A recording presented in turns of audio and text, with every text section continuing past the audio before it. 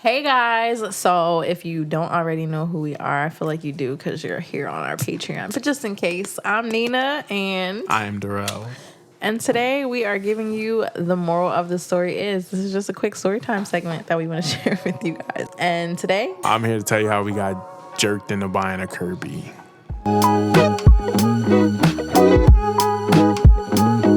All right, so we got jerked into buying a Kirby. pretty much at this time in life, I had just recently left my job at the time. I was like really gung-ho on the whole housewife life. In my mind, I just saw this perfect image of while Rel's at work, me cleaning the house, making dinner, being a homemaker. Like, I just thought that was so cool. If you know my wife, my wife isn't the one that really does like the house cleaning. I knew she was never going to use this vacuum a day in this lifetime. Reality didn't actually pan out that way, but yeah, that was my vision. The Kirby's like $1,200 or something like that. $1,000, $1,200 or whatever it is. One day, Rel had came home from work. He was really tired because he used to work I think it was 6 in the morning to 4 or something like that. I don't know. I know he was working 10-hour days or something crazy in the summertime. This had to be around maybe 5, 6, 6:30, 7 maybe. Somewhere around there. I was taking a nap because your boy was, snooze from the, the hard day at work. Never been a brokey. These people were knocking on the door. She's like, oh, well, can we come in and do a demonstration on, cleaning your floors, vacuuming your carpet? And I was like, I don't have carpet. I have hardwood floors. She was like, oh, it's okay. Can we still do this demonstration? And I'm like a sucker. The moment, because I used to sell products. So the moment that you're kind of sob storying me, I'm just like, oh, okay. My wife is completely sold. And I already knew we didn't need this vacuum, nor did we even have the money for this vacuum.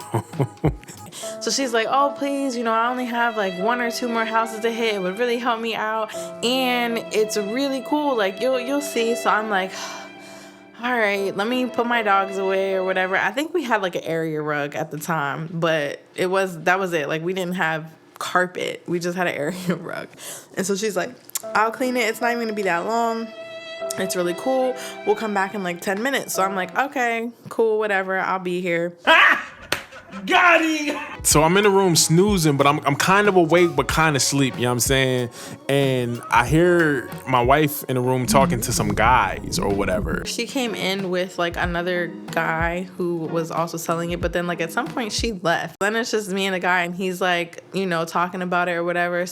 Yeah, the Kirby is, it does this awesome thing, you can break it down, you can make it a handheld vacuum cleaner so you can get your couches with it, or you can just put it back into the stand-up vacuum cleaner.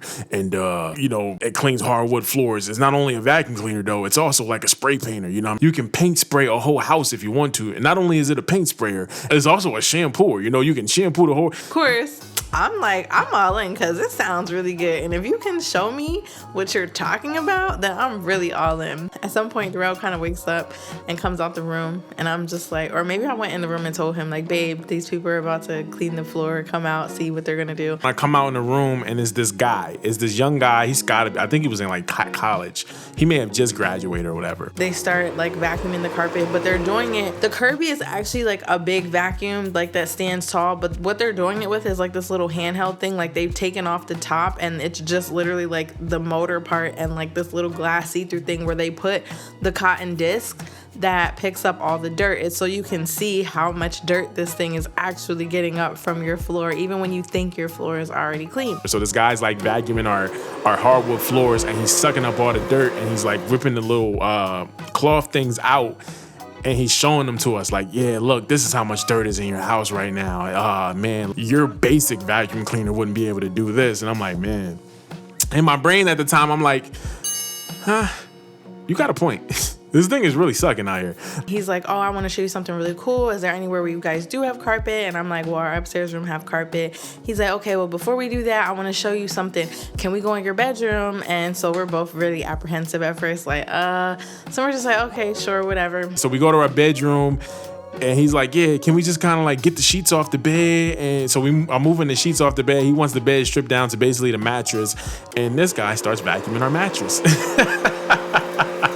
basically talking about all the microbes and all the things that are in the mattress and how this thing pretty much sucks it up, and how, you know, you have to flip your mattress and buy a new mattress every so often, but with this thing you'll really preserve the life of your mattress because look at how much it's getting up. And he pulls out these little things, and I'm looking at Darrell like, oh my god, we are so gross and we are sleeping in that, and look at all the stuff he just pulled out. In my brain I'm like, okay. So then he takes us upstairs and he puts another cloth piece in the Kirby. He's just like vacuuming all the carpet upstairs. At one point I think we were like, all right, well, you know, you don't have to do the whole thing. I think the young kid was like, nah, I've already started, so I might as well just do the whole thing for you guys so you guys really can understand how good this thing is.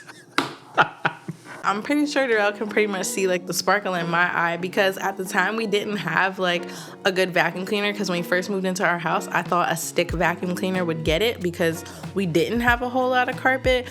But the more and more that I used the stick vacuum cleaner, the more and more that was not the vibe. I'm like looking at Darrell like, I don't know, babe, this might be the one. Young boy out here working, and I gotta give it to him, you know, he's working hard for his dollar, you know what I mean? So then of course, after they show you all the great things that this thing does, they hit you with the gut punch that it's $1,200, but don't worry, you can finance it. Now, I already told you guys, at the time, I did not have a job. So I wasn't about to finance anything because, of course, they're looking for you to have a job. She's sold on it. She's like, oh, like, yo, we should get this vacuum. Like, babe, it does so much. Like, I'm looking at Darrell like, babe, we can totally afford the payments. We can totally do this. But, of course, it's going to have to be in your name because you have the job. The guy's like, oh, yeah, you know, you can put it in yours. Like, it's not going to be like a credit check or anything like that. They're just going to ask you some questions. You're going to make this call, blah, blah, blah. So I'm looking at Darrell like, I'm sold. I'm a little bit more of a sucker and a little bit more naive when it comes to these things. The guy told us something about the financial side of things, and it turned out it wasn't true. I get on the phone with the financial people. They whatever, run the numbers or whatever. We sign up. And at the time, like I told you guys, I, in my mind, had this perfect idea of what my housewife life was going to look like.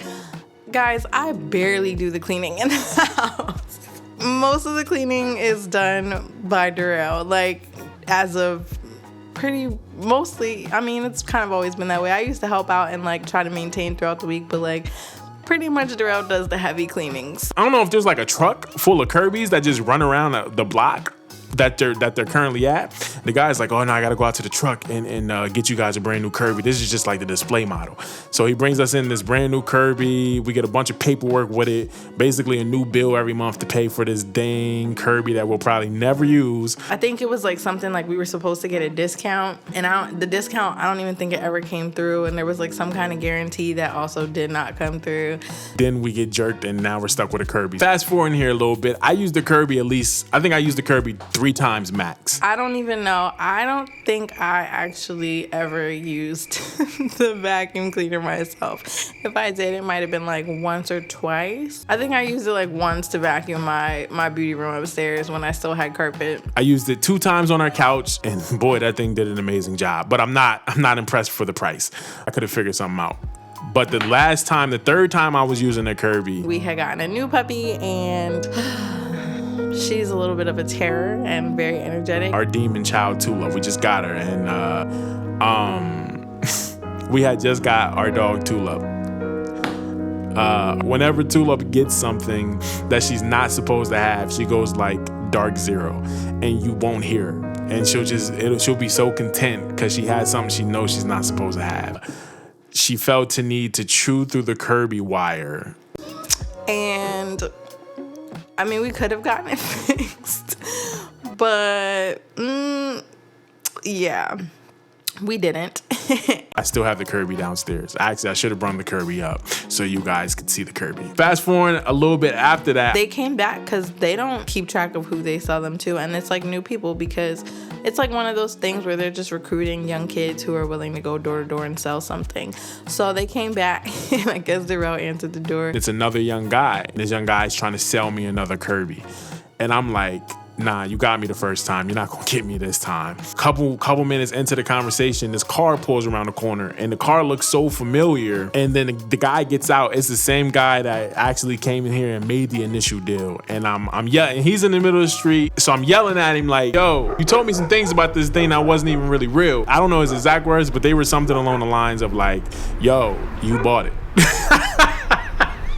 And pretty much told the guy, like, yeah, it wasn't what you said it was. But at that point in time, the guy was like, I don't know, call the company. It's yours now. So that was my last run-in with the Kirby guys. Not only that, for like months at a time, I was finding their little cloth pallets that they left all over my house.